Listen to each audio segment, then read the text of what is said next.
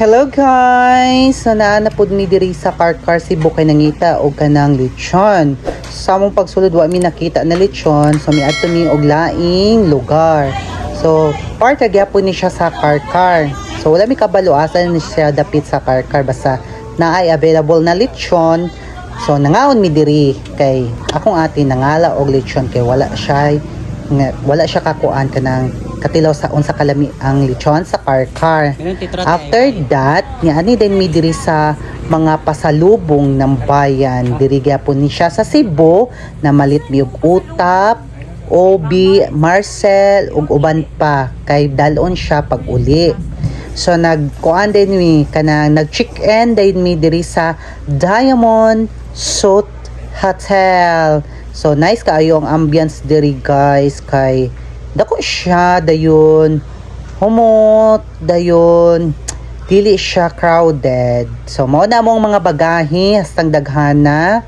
So mo kuan mi sa elevator ana para dali ra siya pagkuan pag adto sa amo ang room. Dili na siya kapoy kaayo ikuan kanang bitbiton. So kung ati napa sa gawas nagka-chika pa siya sa iyahang kuan sa iyahang business partner, charot lang.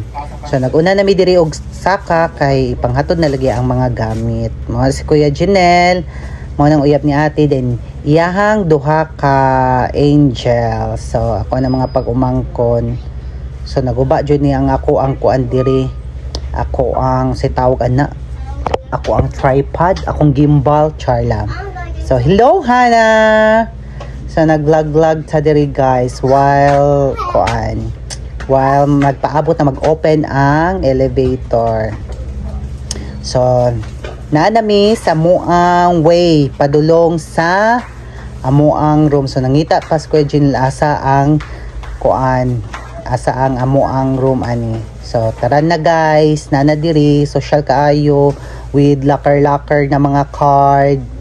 And then wala pa napasigan ni Kuya Janelle. So tagad sa takadshot kay tanawon din day nato ang sulod sa moang room.